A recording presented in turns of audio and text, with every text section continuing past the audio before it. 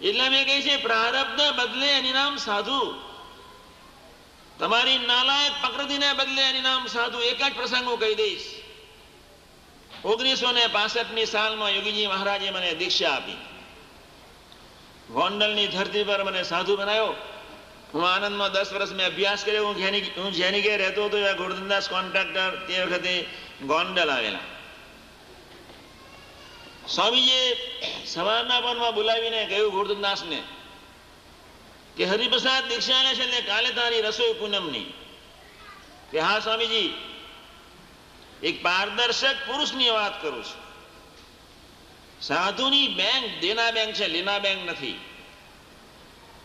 સાધુ સૌનો છે, કોઈ વ્યક્તિનો નથી, કોઈ સંપ્રદાયનો નથી. દીક્ષા વિધિ પૂરી થઈને શરદ પૂર્ણિમાના સવારના પરમાં 8:30 વાગે સ્વામીજી નાસ્તો કરતા હતા. એટલે ગોરધનદાસને બોલાવીને નાસ્તા જ્યાં પોતાનો થોડો પ્રસાદ આપ્યો. પછી પેલું બિલ આવી ગયું રસોઈનું, જ્યાં 16,778 જ્યાં બિલ આવ્યું ને એટલે જય થોડી આંખ ઊંચી થઈ. એટલે ગોરધનદાસ થોડા વિચારમાં, પણ બાપાનો પ્રેમ એવો હતો એટલે બાપા આગળ કઈ બોલી શક્યા નહીં. પછી જેમ જેમ જલ્દી ઉકારો નાસ્તો પીને જ્યાં બહાર આવ્યા ને, બહાર આવીને પહેલો જ સડ્યો અને બહાર આવીને કથા શરૂ કરી દીધી. તને મૂડ્યો ને મને મૂડ્યો, તને મૂડ્યો ને મને મૂડ્યો, એવી એને શરૂ કરી દીધી. પછી મેં એમને કહ્યું શું થયું? કારણ કે 16,778 હજુ તો કપડાના બાકી છે. 100 સાધુના કપડાને લેશે કે 200 એના વિચારમાં છું. યોગીજી મહારાજ 11:30 થયા એટલે ઠાકોરજીના દર્શન કરવા ઉપર જતા હતા. ગોંડલમાં એક રાયણ છે ને, રાયણની નીચે બધા છોકરાઓને ટાબોજાને ભેગા થઈને કથા ચાલતી હતી. ગોરધનદાસ ઉભા કેફમાં મસ્તીથી એક જ કથા કરતા હતા. એટલે બાપાએ તરત જ જઈને કહ્યું, ગોરધનદાસ શું ચાલે છે? એટલે મારા સુખડાવાળા મોટા સ્વામી એકદમ બોલી ઉઠ્યા કે સ્વામી સવારની એક જ કેસેટને શરૂ કરી છે, એને મૂડ્યો ને મને મૂડ્યો. યોગીજી મહારાજ અગર શાંત થઈ ગયા. સ્વામીએ તરત જ ગુરુ 3 શબ્દો યાદ રાખો. ગુરુ ઠાકોરજીનું હતું ને ઠાકોરજીને આપણે આપ્યું છે. ગોરધનદાસ સાધુની બેંક દેના બેંક છે, લેના બેંક નથી. તમારા નાલાયક પ્રારબ્ધ રૂડા કરવા માટે સંતો તમારી સેવા લેશે, પણ તમે આ સેવા કરી છે એ કોઈને કહેતા નહીં. સેવાનું ફળ માર્યું જશે. કપોળવાણીમાં 7 દિવસનું પારાયણ. ગોરધનદાસને આનંદ કાગળ લખ્યો કે પારાયણની પૂર્ણાવતીમાં કોઈ પણ ભોગે આવજો, 1-2 દિવસ લાભ મળશે. ગોરધનદાસ થોડા લોભી પ્રકૃતિ, એટલે બોમ્બે જઉં છું, ચાલો દર્શન બી થશે, થોડું કંઈક ખરીદી લઉં એટલે કામમાં આવી જાય. એટલે 1 લાખ રૂપિયાના બંડલ, 1 લાખ રૂપિયાની હાર્ડ કેશ નોટો પોતાની સુટકેસમાં મૂકીને ભાઈ જય સ્વામી એમના આમ તો ઉતરવા હતા, બોમ્બે સેન્ટ્રલ સ્ટેશન ઉતરવાના હતા, દાદર ઉતરી ગયા. એમના મનમાં એમ હતું કે મારા મિત્રને લઈને હું સ્વામીજીની પાસે જાઉં, મારા મિત્રને સ્વામીજીના દર્શન તો થઈ જાય. ટેક્સી ડ્રાઈવર વ્યવસ્થિત મળી ગયો. ભાઈ ટેક્સીમાં બેઠા, એ આગળ બેઠા, પોતે એકલા હતા, સુટકેસ હાથમાં, પાછળ બીજા 2 જણ બેઠા. સીધી ટેક્સી ચેમ્બુરના ખાડીમાં.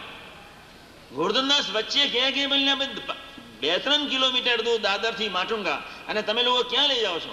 તો કે ના હવે નજીક જ માટુંગા. પણ માટુંગા શું, એટલા તો ચેમ્બુરની ખાડી આવી, ભાઈને ઉતાર્યા. એક જણાએ ધરી રિવોલ્વર, બીજાએ લઈ લીધી સુટકેસ, કપડા બધા કઢાઈ નાખ્યા. જય સ્વામી નારાયણ.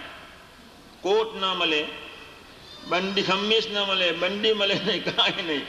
ગોરધનદાસ સથરે રિવોલ્વર પેલી એવી હતી, સીધી છાતી આગળ ટૂટીમાંથી અવાજ થતો હતો, હે મહારાજ, હે મહારાજ, લાખ રૂપિયા ભલે જતા રહે પણ તું મને મારવા ન દઈશ. હું તારા દર્શન કરવા આવ્યો છું. લાખ ભલે જે લાખને જ્યાં જવું હોય ત્યાં જાય, પણ મને જીવતો રાખજે. હું તને તારા દર્શન કરવા આવ્યો છું. હે સ્વામી, હે સ્વામી. ડૂટીમાંથી તમે જ્યારે કોઈ તળાવમાં ડૂબો અથવા તમારી પાછળ કોઈ વાઘ કે સિંહ પડે એટલે ડૂટીમાંથી ભજન થાય. હા, પછી તો પેલા લોકોએ ચાવી લઈ નાખી, સુટકેસ કપડાં કાઢી નાખ્યા. 10-10 હજારની બંડલના 10 પેકેટ બંડલ હતો, એ બધા નોટો ચોખ્ખી દેખાય. હા, પેલા ચોર લોકોને નોટો દેખાય નહીં, બધા બહાર, બધું જોયું. પેલા 2 જણા એટલું જ, મારા બેટા આપણા જેવો મસ્ત ફકીર માણસ છે, આની પાસે પૈસો કાંઈ છે જ નહીં. ગોરધનદાસ અંદર હસે અને અંદર રડે કે નોટો તો આ લોકોને દેખાઈ નથી, બહુ સારું થયું, પણ હવે રિવોલ્વરનું શું? એટલામાં પ્રભુ પ્રત્યે અંદર ડૂટીની એક પ્રાર્થના હતી. એટલે ગોરધનદાસે ધીમે રહીને કહ્યું, ભાઈ મારી પાસે તો કાંઈ છે નહીં, પણ હું મારા સ્વામીના દર્શન કરવા આવ્યો છું.